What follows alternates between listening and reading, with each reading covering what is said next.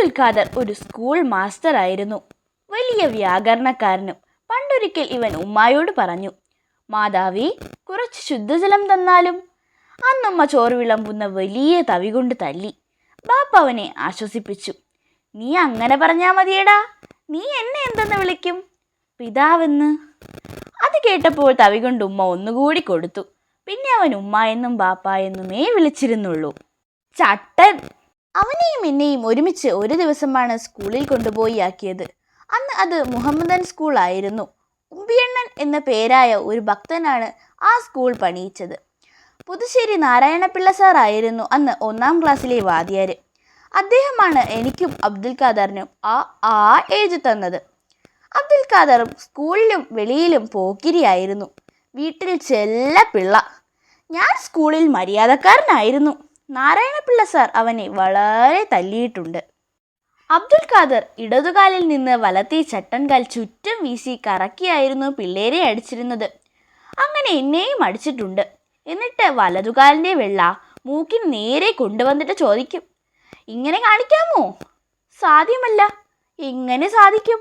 മറ്റുള്ളവരുടെ കാല് കുഴകുഴാന്ന് കിടക്കുകയാണോ? മറ്റാർക്കും ഈ അഭ്യാസം സാധ്യമല്ല. എന്നാ പിന്നെ മണത്തി നോക്ക്. അവൻ്റെ ചട്ടൻകാലിൻ്റെ വെള്ള മറ്റുള്ളവർ മണപ്പിച്ചു നോക്കണം, അല്ലെങ്കിൽ ഇടിക്കും. പിള്ളേർ ദൂരെ മാറി നിന്നാൽ അവൻ തന്നെത്താൻ നെഞ്ചത്തടിച്ച് കരയും. അവൻ്റെ ചട്ടൻകാല് കാരണം പൊതുജനങ്ങൾക്ക് അവൻ്റെ പേരിൽ ഒരു അനുകമ്പയുണ്ട്. അവനത് പരമാവധി ചൂഷണം ചെയ്യും. അവൻ എന്ത് കാണിച്ചാലും മറ്റുള്ളവർക്കാണ് കുറ്റം. പിള്ളേർ അവൻ്റെ ഇടികൊള്ളാൻ നിന്നു കൊടുക്കും. ഞാനും അവൻ്റെ ഇടികൊള്ളാൻ നിന്നു കൊടുക്കും. ഞാൻ കൊണ്ടിട്ടുള്ള ഇടിക്ക് കണക്കൊന്നുമില്ല. അവൻ്റെ സ്ലേറ്റും പുസ്തകങ്ങളും ഞാൻ ചുമക്കണം. ഞാൻ മൂത്തവനല്ലേ. ന്യായത്തിന് അനിയന്മാരാണ് ചേട്ടന്മാരുടെ സ്ലേറ്റും പുസ്തകങ്ങളും ചുമക്കേണ്ടത്. എന്നാൽ ഞാൻ അവൻ്റെ ചുമക്കണം, അല്ലെങ്കിൽ ഇടി. ഞാൻ ഇടി വളരെ കൊണ്ടു. ഞാൻ സ്ലേറ്റും പുസ്തകങ്ങളും വളരെ ചുമന്നു. പ്രതിഷേധത്തിൻ്റെ കൊടുങ്കാറ്റ് ഉള്ളിലുണ്ട്. പക്ഷെ എന്തു ചെയ്യും?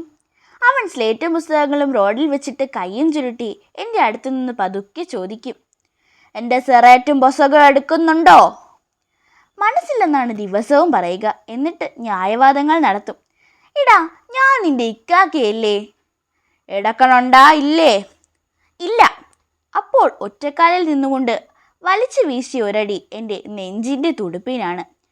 ഞാൻ ലേശം ബോധക്ഷയത്തോടെ മറിഞ്ഞു വീണ് അങ്ങനെ കിടക്കും. അവൻ മാറി നിന്ന് ആജ്ഞാപിക്കും, എണീച്ചട, വാ പോകാം. സാമച്ചു ചെന്ന സാറടിക്കും. ഞാൻ കിടന്ന് സങ്കടത്തോടെ ആലോചിക്കും, ഇതെവിടത്തെ ന്യായമാണ്?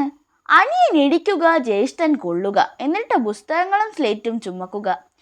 ഞാൻ അങ്ങനെ കിടക്കും. അവൻ എൻ്റെ നെഞ്ചത്ത് കയറിയിരിക്കും. എന്നിട്ട് ചോദിക്കും, ഇനി ഇടി വേണോ?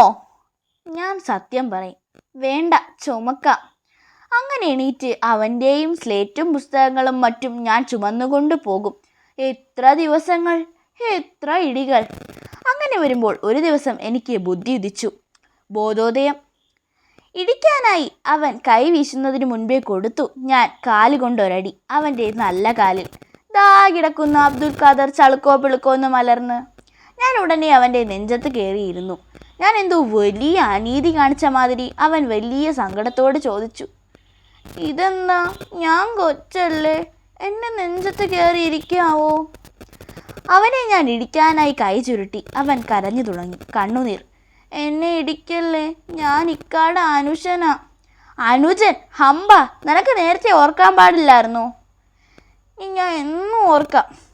എടാ, ഞാൻ ചോദിച്ചു, പട്ടീനെ കാണുമ്പോൾ മുന്നേറിയണതാരാ? ഇക്കാക്ക. പുഴയെ കുളിക്കുമ്പോൾ മുങ്ങാങ്കുഴിയിട്ട് മുന്ന അക്കരെ ചെല്ലണതാരാ? ഇക്കാക്ക. വീട്ടിൽ നിന്ന് വല്ലതും കാക്കുമ്പോൾ മുന്ന നിനക്ക് തരുന്നതാരാ? ഇക്കാക്ക. നാറാപ്പുള്ള സാറിൻ്റെ മേശയിൽ ചോക്ക് കട്ടെടുക്കുമ്പോൾ മുന്ന നിനക്ക് തരുന്നതാരാ? ഇക്കാക്ക.